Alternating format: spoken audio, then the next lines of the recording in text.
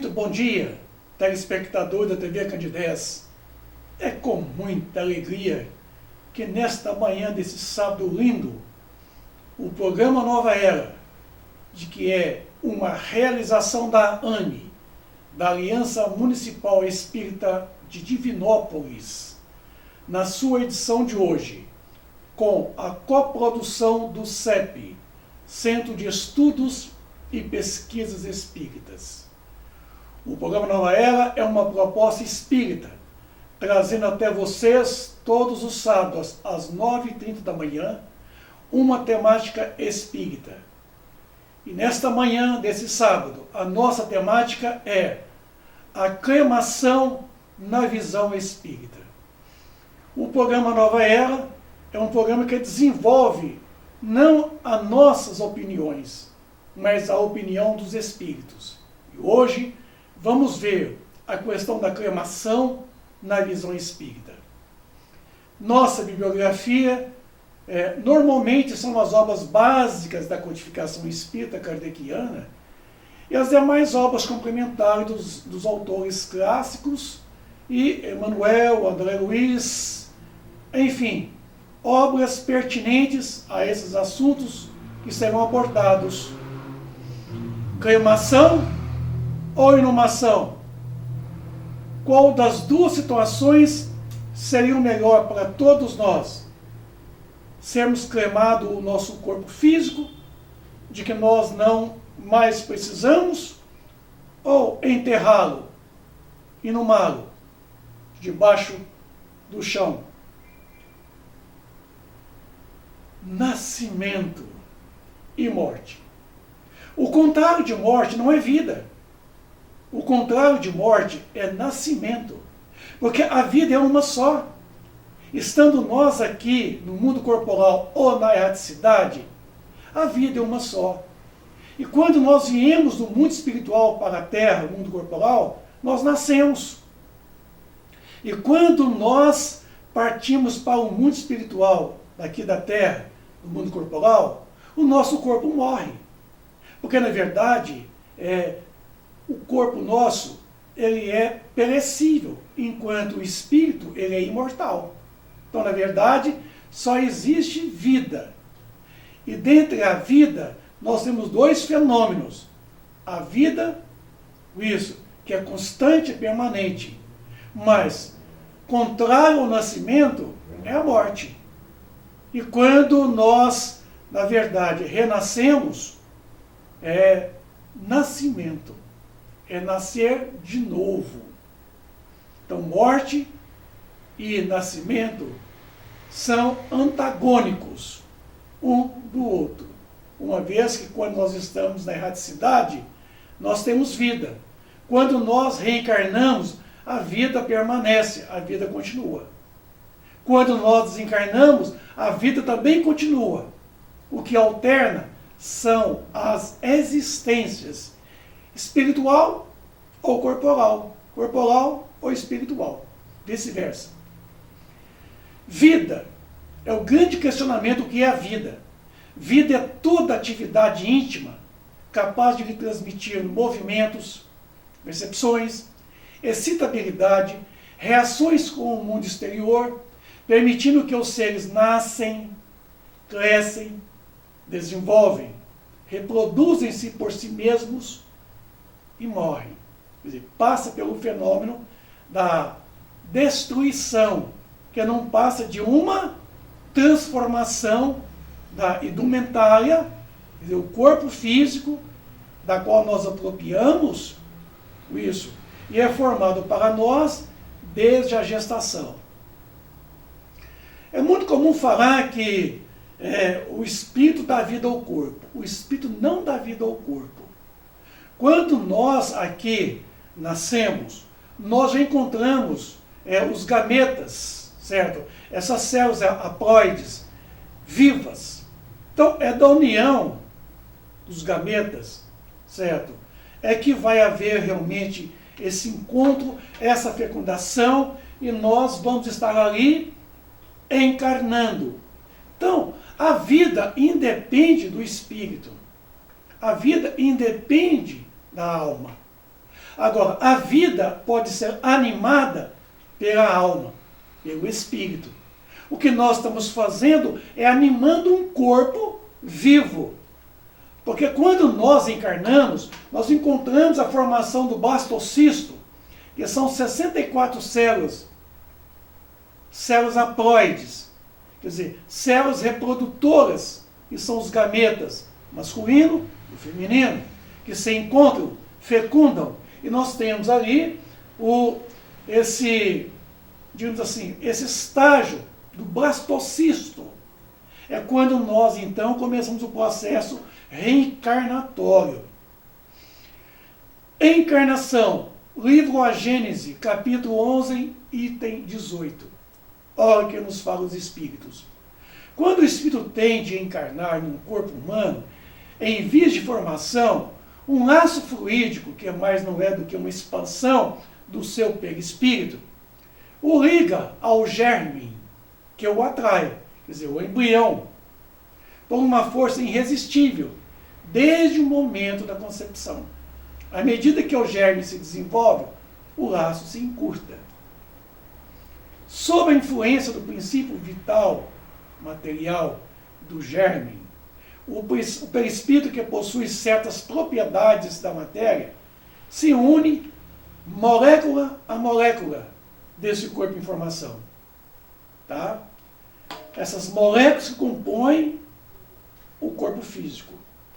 Em formação, é aquele, o embrião, isso, desde lá o óvulo, isso, o esperma, a fecundação, o ovo, certo? Que já é a reprodução do óvulo, e o zigoto, o blastocisto, nós estamos entrando, ligando eletromagneticamente a formação desse embrião. Donde o poder dizer-se que o espírito, por intermédio do seu perispírito, se enraiza e, de certa maneira, neste germe, como uma planta na terra. Ainda no livro A Gênese, no capítulo 11, no item 17, o Espiritismo ensina que é a maneira como se opera a união do espírito com o corpo para o processo da encarnação. Vamos ver lá. Nós temos então o espírito, o perispírito e o corpo físico. Então, pela sua essência espiritual, o espírito é um ser indefinido, abstrato, que não pode ter ação direta sobre a matéria, sendo indispensável um intermediário, que é o perispírito. Tá? Esse envoltório fluídico eletromagnético, o qual, de certo modo, faz parte integrante do homem. É semimaterial esse envoltório, isto é, pertence à matéria pela sua origem e à espiritualidade pela sua natureza etérea. Como toda matéria, ele é extraído do fluido cósmico universal, aonde? Que, nessa circunstância, sofre e une-se uma modificação muito especial. Então, quando esse germe chega ao seu pleno desenvolvimento, quer dizer, completa, é a união. Nasce então o ser para a vida exterior. Por isso que vocês estão vendo que o contrário de morte não é vida, é o nascimento.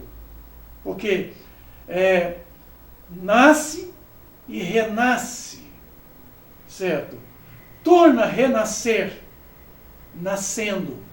Então, esse fenômeno é o processo encarnatório, reencarnatório e desencarnatório, que são esse fenômeno de estar numa existência espiritual ou corporal. Qual é a diferença entre vida e morte? Tá lá. Vamos ver. Morte. Esse fenômeno de uma disjunção molecular entre as moléculas do perispírito com as moléculas do corpo físico em formação. Disjunção. Junção é estar unido. E morte é desunir, é desligar a matéria perispirítica da matéria grosseira. Certo? É o fenômeno da morte. É o fenômeno da transformação, isso, do corpo físico através da histogênese, no dizer de André Luiz. Quer dizer, uma nova existência, a espiritual. Pergunta 68 do Livro dos Espíritos. Qual a causa da morte entre os seres orgânicos?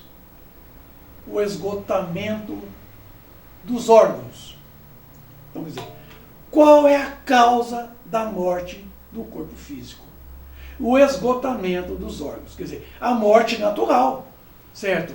A morte, que na verdade vai acontecer na medida em que o corpo vai perdendo toda a sua capacidade de manter a sua vitalidade, certo? Com o uso e o desuso, quer dizer, com a lei da mecânica, da transformação dos corpos, com o tempo o corpo vai perdendo a capacidade de poder assimilar o fluido para manter o processo de vida que independe da presença do espírito. Mas o corpo, como pode sobreviver independente do espírito, tá? Ele então passa a sofrer um esgotamento e fica impossibilitado de manter a vida. E o corpo passa pela transformação, que é a morte. Pergunta 61 do Livro dos Espíritos. Existe alguma diferença entre a matéria dos corpos orgânicos e aquela dos corpos inorgânicos? A matéria é sempre a mesma, porém nos corpos orgânicos ela está animalizada. Então a matéria, meus amigos, é essa que vocês estão vendo aí. É o carbono, o hidrogênio, o oxigênio e o nitrogênio. São os 4 elementos essenciais à formação do corpo físico. Embora exista mais ou menos 28 elementos químicos que compõem o nosso corpo físico. Então, a vida, certo, depende desta animalização, o princípio vital, que é o princípio da vida. Qual é a causa dessa animalização da matéria? Da matéria bruta, como foi demonstrado. Sua união com o princípio vital. Então, um princípio vital, ao mesmo instante, ele é causa e efeito, certo? Ele é causa porque ele precede e ele faz parte do processo de vida, certo? Consequência do que ele é mantenedor da vida. Então, ele é causa e ele é objeto da vida, ao mesmo instante. Subpergunta 68 do Livro dos Espíritos. Poder-se comparar a morte, a cessação do movimento de uma determinada máquina que está desorganizada? Sim! Se a máquina está mal montada, a atividade cessa. Se o corpo adoece, a vida se extingue. 69 do Livro dos Espíritos. Por que uma lesão do coração, de preferência, que as dos outros órgãos, causa a morte? O coração é a máquina de vida. Mas o coração não é o único órgão em que a lesão causa a morte. Não é mais do que uma das peças essenciais. Pergunta 70 do Livro dos Espíritos. Em que se resulta a matéria e o princípio vital dos seres orgânicos quando este morre? A matéria inerte se decompõe e toma nova forma. O princípio vital retorna à massa.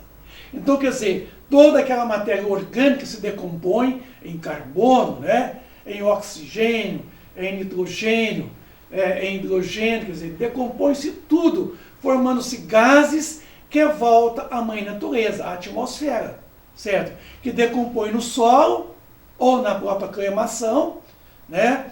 Pela queima, isso, de tudo que é orgânico, vira gás carbônico, monóxido de carbono, óxido nitroso, óxido nítrico, enfim, gás sulfuroso, gás metano, uma série de substâncias químicas que volta à mãe natureza.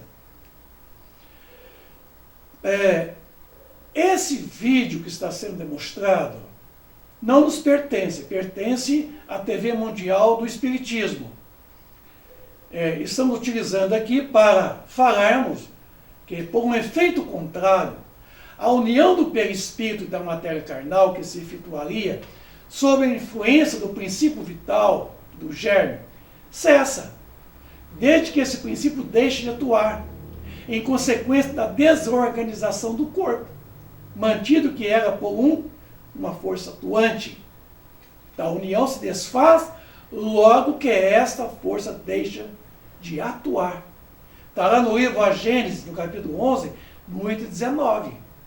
Então, o perispírito se desprende, molécula a molécula, conforme a ilustração acima, né? Conforme se unira, e ao espírito é restituído a liberdade. Assim, não é a partida do espírito que causa a morte do corpo físico, mas essa partida é que determina, a morte é que determina a partida do espírito. Muita gente acha que o corpo morre e de que o espírito deixa. Não, é o contrário. O espírito deixa o corpo físico porque o corpo físico, ele morre, ele deixa a sua vitalidade, a vida.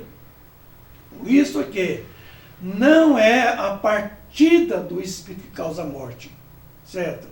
Não é. Mas é a morte do corpo físico, a desagregação, a disjunção molecular, e que não permite mais o espírito permanecer num corpo morto. Porque o espírito, ele só pode animar um corpo vivo, ele não pode animar um corpo morto.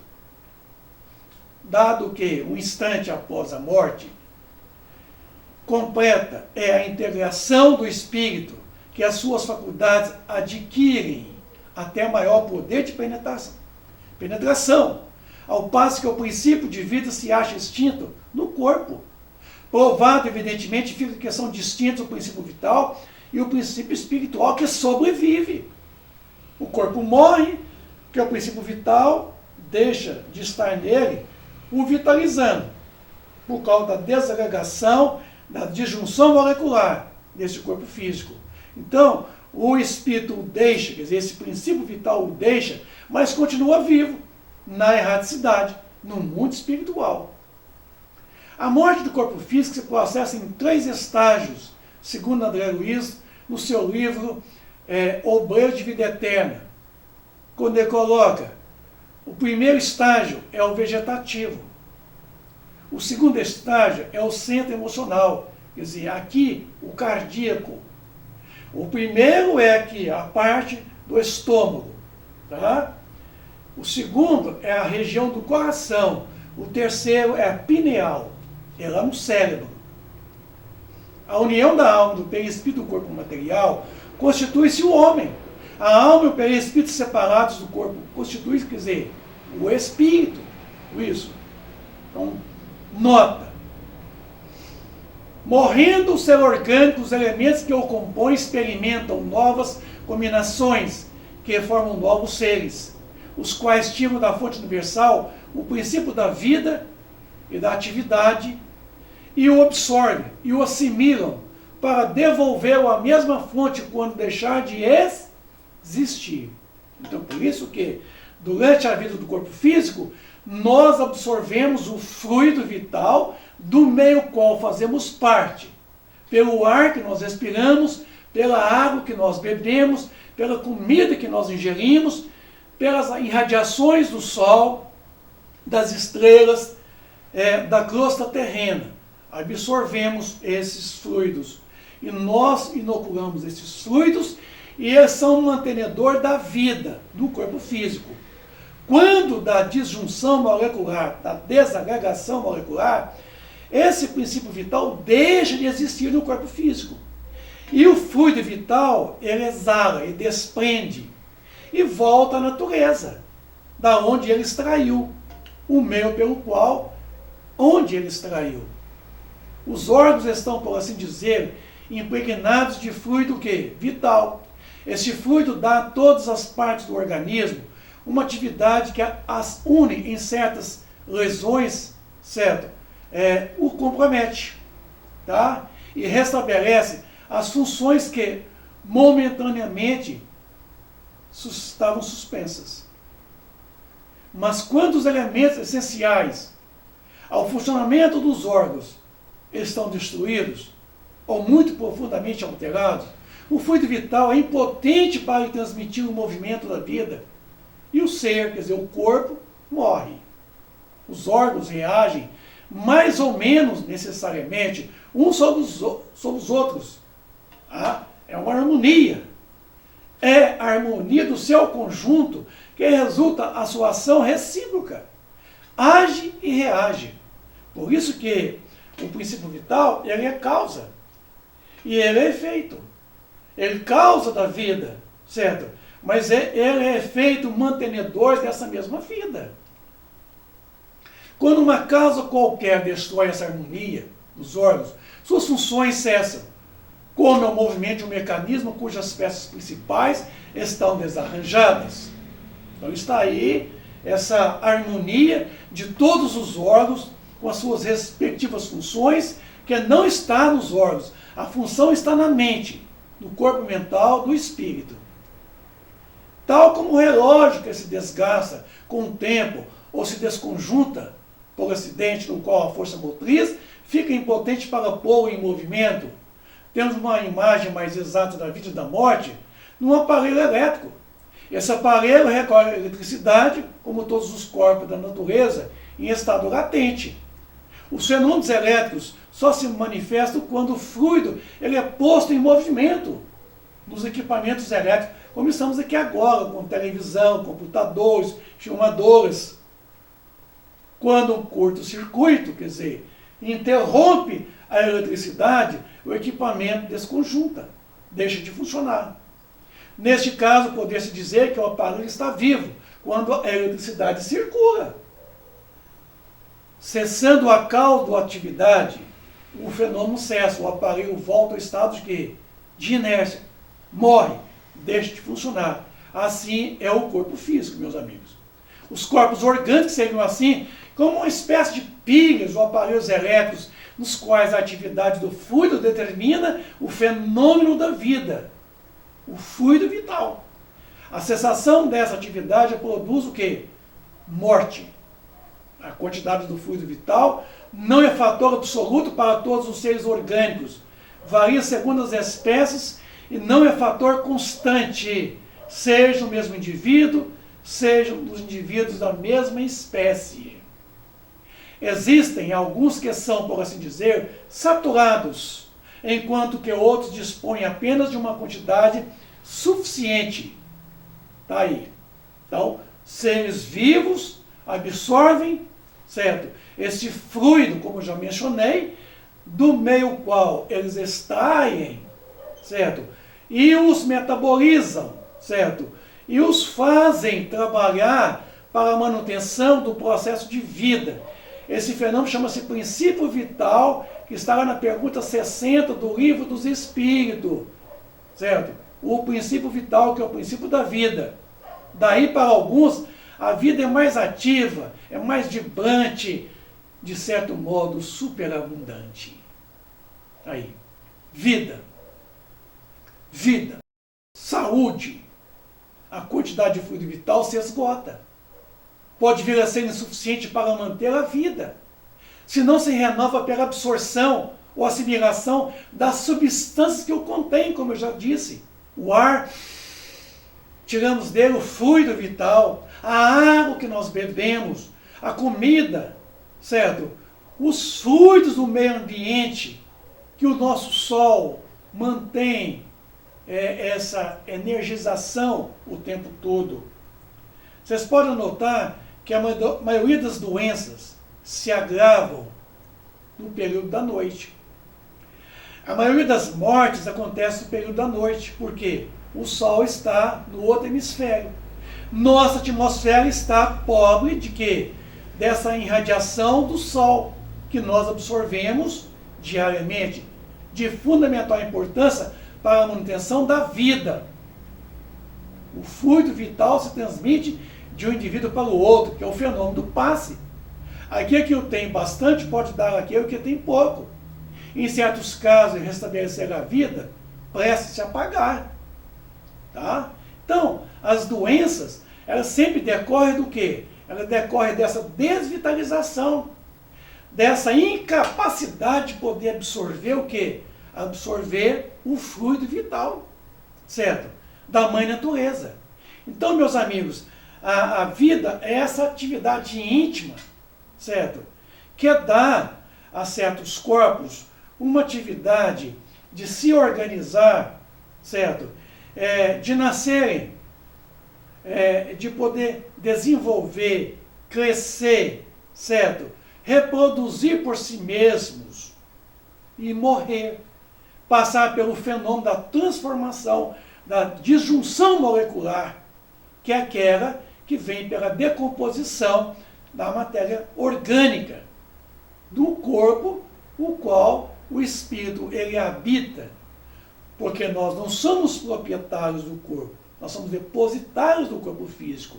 É muito temporário a nossa permanência no corpo físico, não é isso? Ali, animalizando a vida desse corpo. Então nós não damos vida ao corpo, nós animamos um corpo com vida.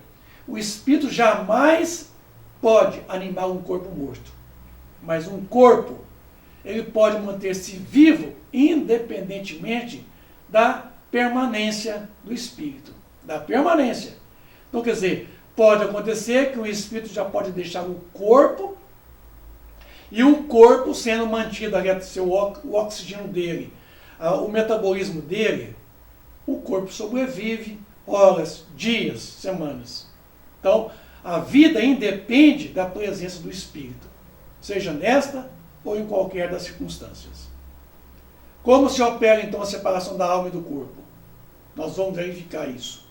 Nós vamos verificar como é que se opera essa separação, e o programa Nova Era, como o seu tempo é muito limitado, em 30 minutos no máximo, nós vamos ter que interromper o programa Nova Era agora, nesse sábado, nessa manhã desse sábado, e prometer a você, amigo ouvinte da TV Candidez, que no próximo sábado estaremos aqui reiniciando esse assunto, certo?